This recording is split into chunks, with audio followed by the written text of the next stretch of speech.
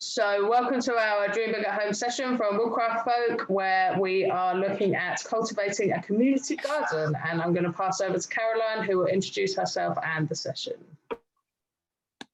Hi, so I'm going to share my screen with you as I introduce myself. So my name is Caroline Kamana, and I'm the project manager for the Lilly's Leaf Trust UK. And this introduction to the Cultivate a Garden workshop is brought to you by the Lilly's Leaf Trust and myself, Nagina Miri from Algerwide Pike Architects, and Hannah Botmer, who's an artist and illustrator.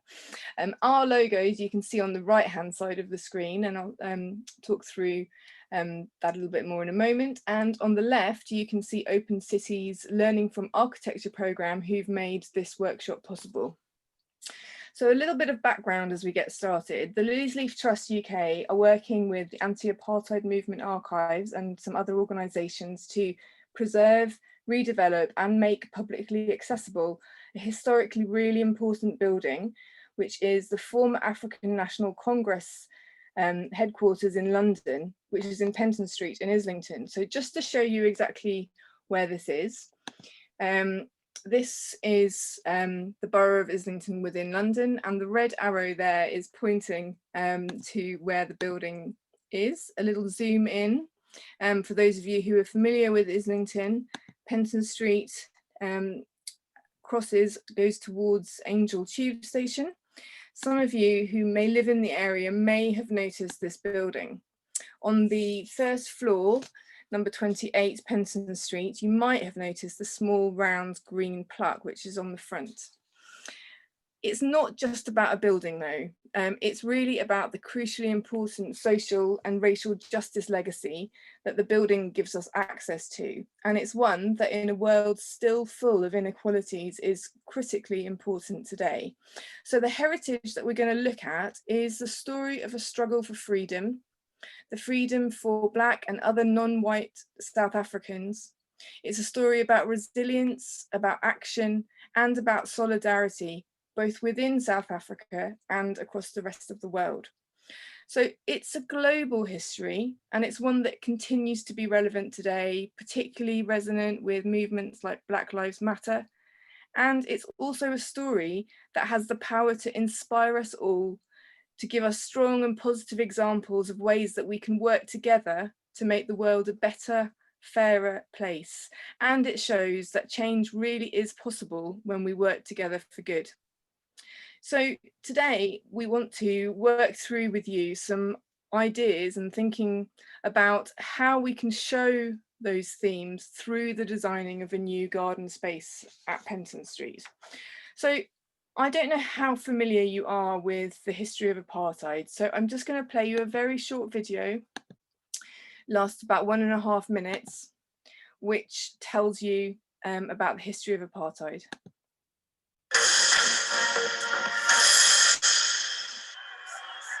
Apartheid in South Africa crumbled after Nelson Mandela walked to freedom, but Black people suffered decades of government-backed injustice before it did.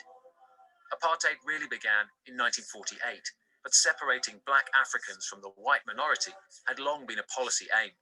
Laws made white people officially superior, and the large Black majority faced discrimination in every aspect of their lives. Living, doing business, or owning land in white areas was banned. There were separate public facilities, transport, and schools. Interracial marriage was banned. Many had no right to citizenship and were regarded as aliens in major cities. Instead, they were made citizens of Bantustans, homelands scattered throughout South Africa. But resistance grew. In 1960, a huge peaceful protest against past laws ended in a massacre at Sharpeville. 69 people were killed. The deaths galvanized opposition, radicalizing liberation movements like the ANC. There are many people who feel that it is useless and futile for us to continue talking peace and non-violence. Open conflict erupted in the 1980s, with anti-apartheid activists frequently shot at, beaten, or arrested. Mass protests were firmly put down. But little by little, the apartheid establishment crumbled. After gradual reform, Nelson Mandela, imprisoned since not long after Sharpeville, was set free in 1990. 4 years later, he was elected as South Africa's first Black president. Apartheid had ended. So you've heard about apartheid, about the horrendous system that kept people of different colours apart in South Africa. Black South Africans couldn't vote, they couldn't do skilled jobs, they couldn't even receive an adequate education under apartheid. And there was, of course, resistance to this.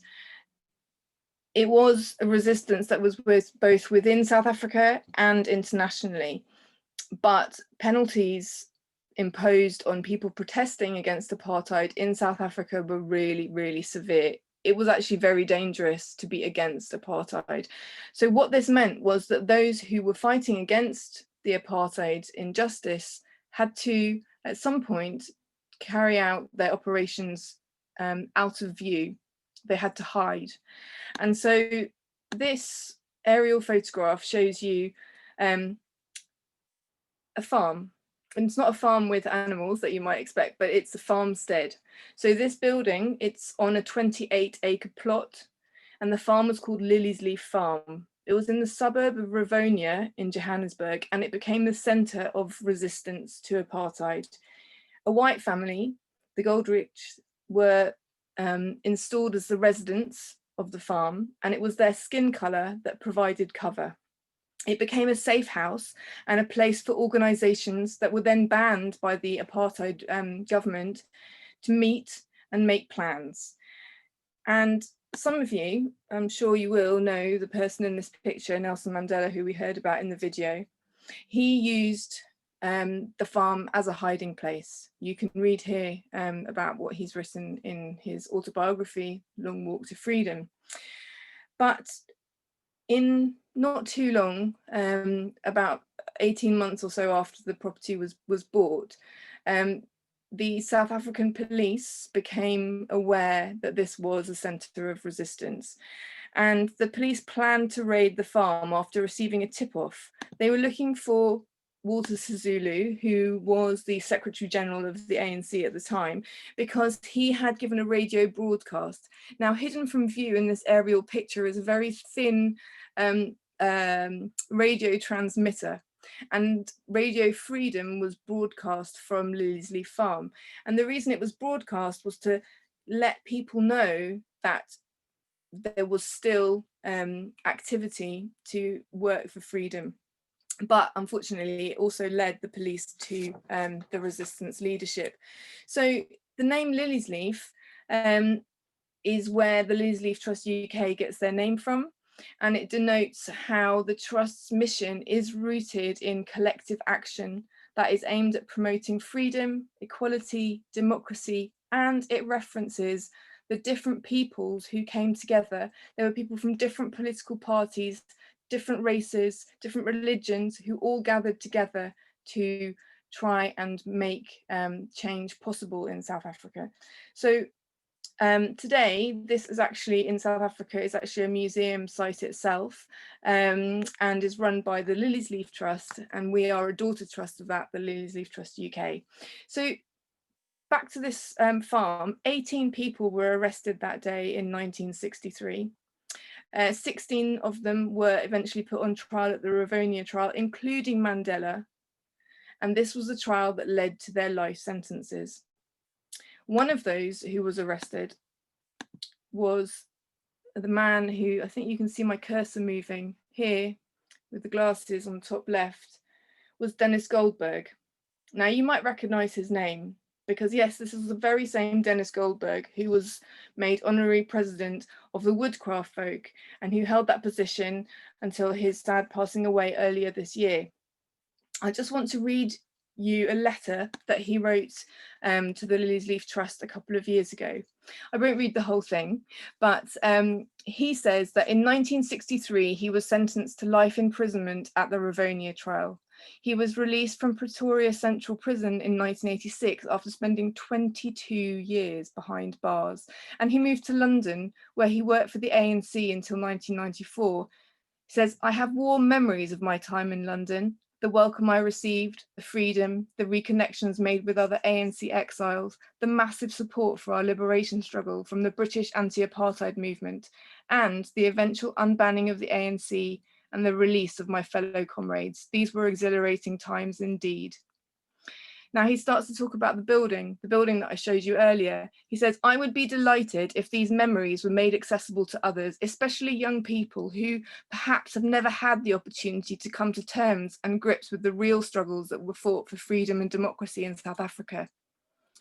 He says the past holds many valuable lessons for younger generations, and the Liz Leaf project of turning the Penton Street building into a centre of memory will create a worthy custodian of stories that holds the potential to shift perspectives and galvanise the youth to strive and build a better, fairer and more inclusive world. And you can see his signature at the bottom. So you've heard about resistance to apartheid in South Africa. And you've heard about Dennis himself, Dennis Goldberg, saying that he eventually came to London after his release from prison. There were other people who also came to London. The man on the left-hand side of the screen is Oliver Tambo. You might recognise him, and he's in this picture with Nelson Mandela. The main picture on the screen is the both of them in their office. They opened the first black law firm in the country, in South Africa, in the 1950s, which of course eventually was closed down. They were also founding members of the ANC Youth League, but Oliver Tambo was selected by the ANC to go into exile to gather international support for the cause. And he worked very, very closely with the anti-apartheid movement that was already established in the UK. So the anti-apartheid movement started as a boycott movement in 1959, asking people in Britain and across the rest of the world not to buy products like apples and oranges and other goods that were exported by South Africa. And the idea of the boycott was to tell the South African government that as long as they imposed apartheid, they would be rejected by the rest of the world. Because while white South Africans lived in the lap of luxury, the majority of the black population were forced to live in overcrowded townships and restricted to unpaid or even very low paid and unskilled jobs.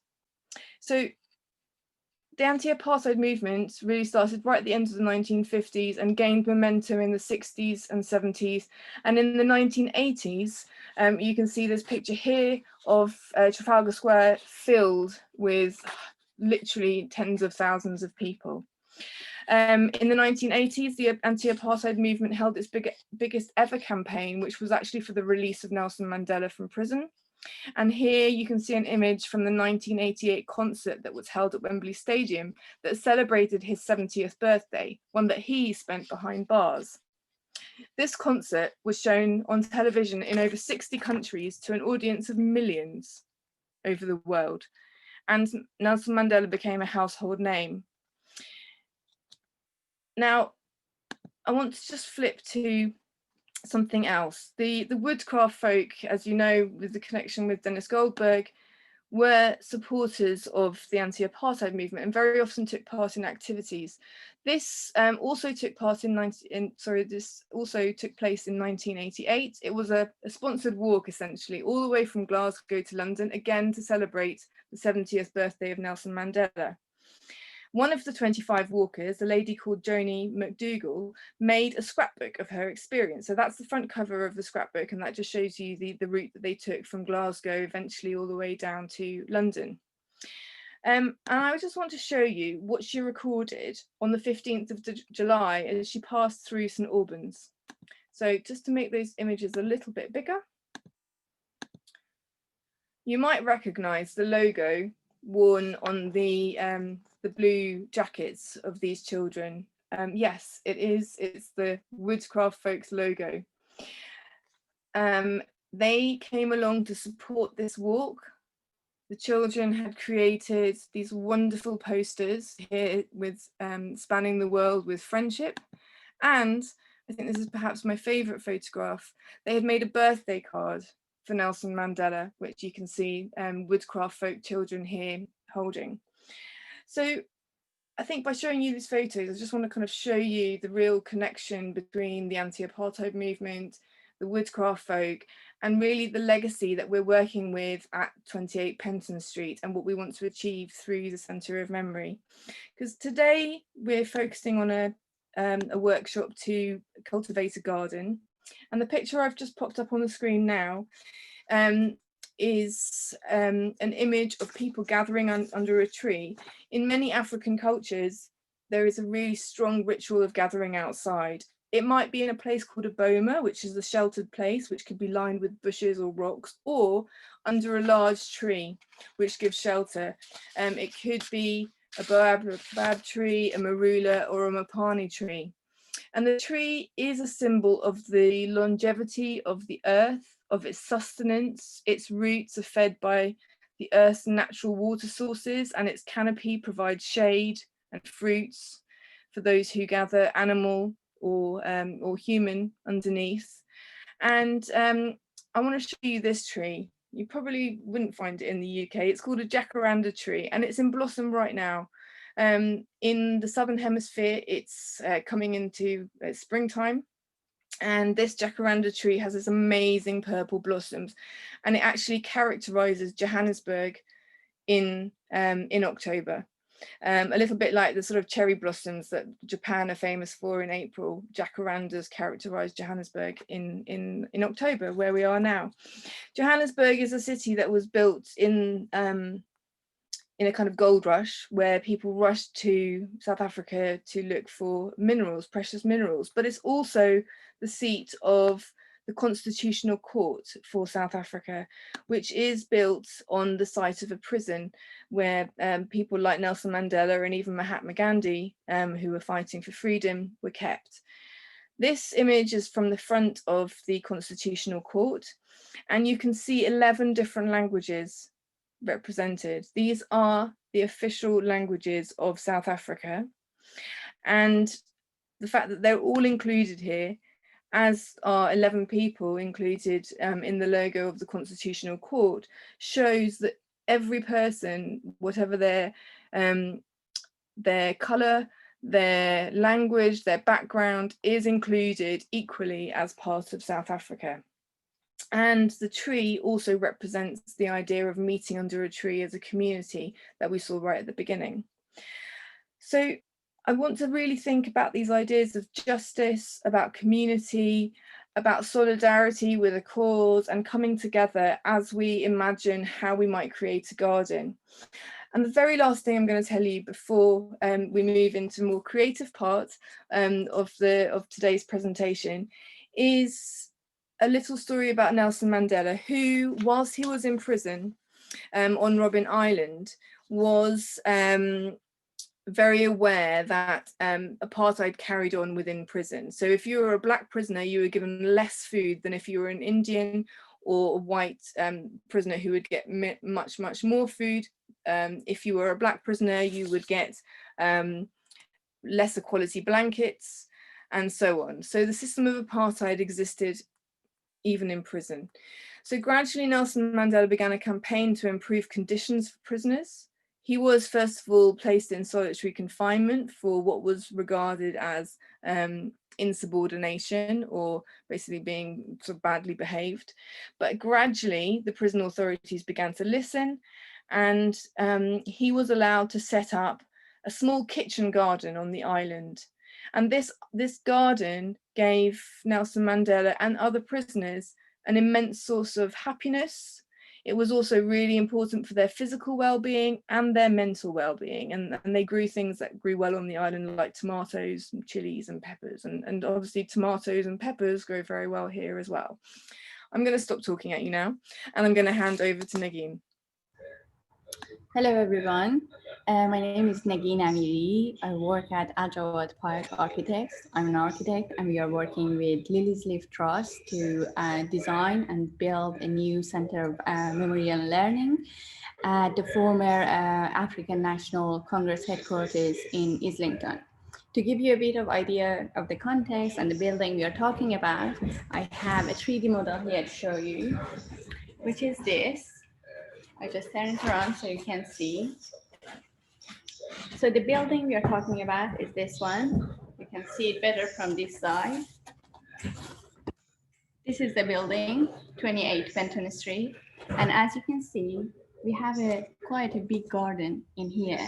And the garden is one of the ways you can actually get into the center. So it is also a passage. It is a path or a journey that we are taking every and each visitor to pass through and reach to the building. So now what we want you to do is to help us design this garden.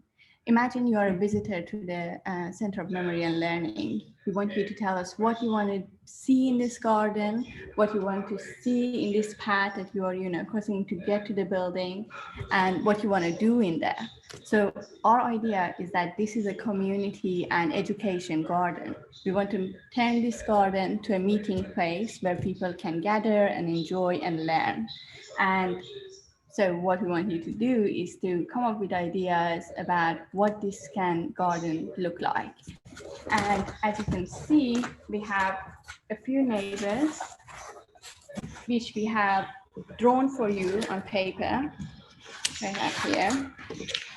So these elevations, which you can print or you can draw by hand, show each of these neighbors around the building. And we have a plan here, which, as I showed you in the model, is the L-shaped plan. You can follow the dimensions on our drawings, or you just draw a L-shaped plan, which doesn't have to follow these dimensions, and start designing. And my friend Hannah here is going to talk through some ideas of what, for example, we have tried to create this garden. Hannah, please. Hello. So thank you, Negin, and thank you, Caroline. My name is Hannah Botma. I'm an illustrator and I am an art teacher. One of the things I will just kind of show you is different ways of that you can do this. I can imagine that some people, they won't have all the materials ready to immediately start building something completely straight away. So I'm going to show you a few options. There are two different things that you can do. And also there are PDFs available, and we'll give you a link where you can actually download all the images that are here on the screen. And that will help. You can just cut these things out then to actually build the elevations that Negin was talking about earlier. They will look something like this. But let me just go to the next page. But as she was saying, you can also just draw them out. And here quickly, I have actually written down some of the dimensions. And I just want to discuss some of the things that you can do and some of the things you can think about what you want in your garden. So if you really, of course, as Negin says, you don't necessarily completely have to follow these dimensions, but if you're a bit more precise, and I know some people are, it's the longer sides are 4 inches or 16 centimeters, and the shorter sides are 2 inches and 8 centimeters. So this is also handy just to do, just if you want to actually just start designing your pathway to the back entrance. And this little square here is because there's also going to be a mural. There's going to be one side that you can kind of see from the street when you walk this way, because I think you can see my cursor. This would be the wall that will have the mural. And you can have a go at designing that as well. So this is kind of the process that I go through when I design it flatly. This is also a beautiful little template that they made at Algebra Pike here. So if you, one of the things I was thinking about, and you don't have to do it like this, but this is how I was thinking about if I walk in, I'd want to have a little seat for people to sit together, to get to meet each other. So a little bench here with a little table, but here I want to have one of the beautiful trees that Caroline was talking about, one of the bomas, the meeting places. You can, I wanted that here so people can sit around it in a circle. And one of the inspirations you can use is, as you can see here, this is one of the very famous African trees, the baobab tree. And this is some of the creative ways how people in Africa, I know, recycle their oil tins into seats. So that's a little bit of inspiration you can use for making your seating. And for some extra decoration, this is the weaver bird that you might want to put into your design as well. As an African weaver bird, they make these beautiful nests. So that might kind of spur some inspiration for yourself. So have a little end, have a pathway. to the entrance, have a little seating area for everyone to come together. And one of the things that I personally really like is the idea that one of the things that the center creates is an exchange of knowledge. So one of the things that I really wanted to put in my design is a free library. People can put books in, literature that might be of importance, and take it back, and a little space here for a garden. These are just squares, so I'm just really explaining you little things that I see, but they'll be a bit more clear when you actually go to the next page. Oh, and now let me, oh yeah, here we go. So if you are still in kind of the designing stage, you can have a go at it with felt tip pens or coloring pencils. And if you start doing this, I suggest that you kind of do all the objects first before you do, for example, the path. So kind of use round circle lines to draw the tree from above. You can see here, this is a way of kind of drawing wood. You draw lines and you draw little circles. You can make little stars like this to make plants, because this is my little herb garden that I was thinking about, my free library and the little potted plants and the seats. So I've kind of just thought about where I want everything, and little plaques on the walls, because I have an idea of what I want on the wall. I've kind of drawn that like that as well. And here I've also started sketching out the mural design. The design that I'm actually thinking about is I'm actually thinking about the logo that Caroline was talking about before. For, I have to say this, let me just say this correctly, it's for the post-apartheid Constitutional Court of South Africa. I kind of imagine that to be very important and very related to the center to have that there. And one of the things you can use as inspiration as well is some of the beautiful plants you've got in Africa. Caroline, please don't get angry at me for saying this, but I think it's called an agapantha. It's one of the two beautiful flowers that you have here. So, and then in the end, you can start kind of putting in the underground, so you kind of really get a feeling of what this might look like. And this can be it, right? If you just want to do this, then that's absolutely fine. And one of the things I just kind of want to say as well is that really have a think about what you would like in your garden. I mean, this is my idea, right? But it would be so cool for you to go completely almost crazy about it yourself. Would you want swings in your little garden space? What kind of plants do you want? What kind of decoration do you want? Do you want one of those big weaver nests from the weaver birds? What do you like in a garden? So the coolest thing about this whole project is what we actually have as an intention is that you build it the way that Nagin showed you. So instead of me kind of showing you another page, I'm actually going to show you a video where we made it, and that can be your next step. So just bear with me for a second that I can show you. Oh, I'm not sure if this is gonna show. Yeah, here we go. So this is actually a video where we started making making it in 3D, and I'll show you after this some of the things that you can use yourself. But I think it's more fun just to kind of have a look at this video yourself right now. Let me just, oh, is that resume share? Oh, sorry. Yeah, can we all see it? Okay. And here we go.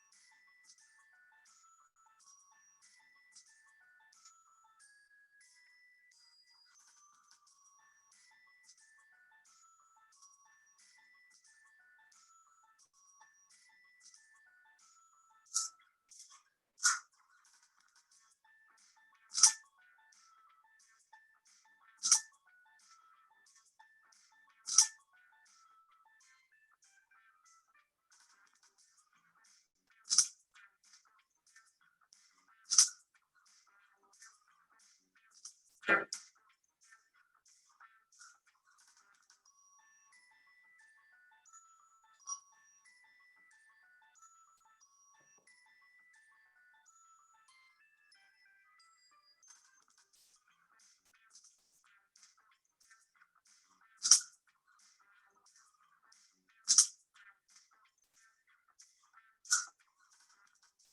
entrance, you have these two pine cones. It catches the eyes of anyone walking past. There's a mural on the wall, and there's a reflector on the opposite wall so that people can still see the mural if they're coming from the other side. There's a tree in the middle with a weaver bird's nest up at the top. Little chairs made out of bottle caps for kids to sit in. And yeah. With the entrance, little fountain. Go left or right. Then we enter and see a leafy patch going to the free library. And then little flower pots, nicely decorated corn leaves.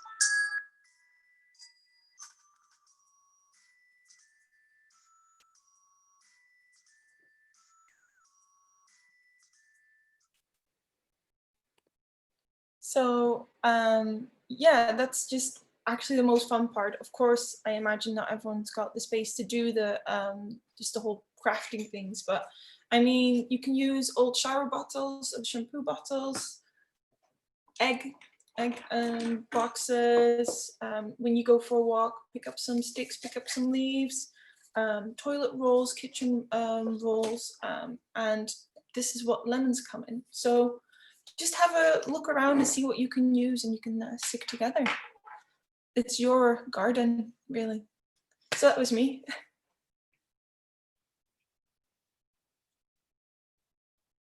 Is that everybody's presentations? So maybe I'll just add at the end where you can share your designs, where you can access the plans and things to print out. So just bear with me again while I share my screen, and we come back to the last slide of the presentation that I showed you before.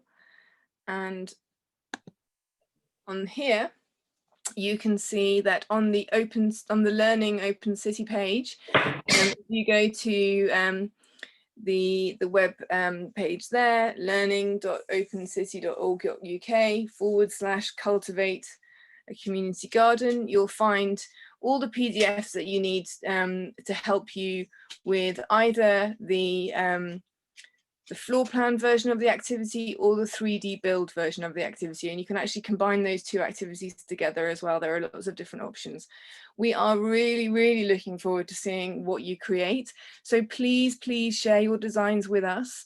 Send them through to the two email addresses on this screen. So education@opencity.org.uk or anti-apartheidlegacy@gmail.com. I said or, but if you could send them through to both, that would be much appreciated. Thank you and enjoy the activity. Thank you all so much for leading that presentation, and I think everybody who is watching back will definitely be able to join in with that activity and hopefully send over to all of your email addresses. So thank you again, and hopefully people can join us soon for another Dream Big at Home session. And our website is www.dreambigathome.uk. Thanks so much.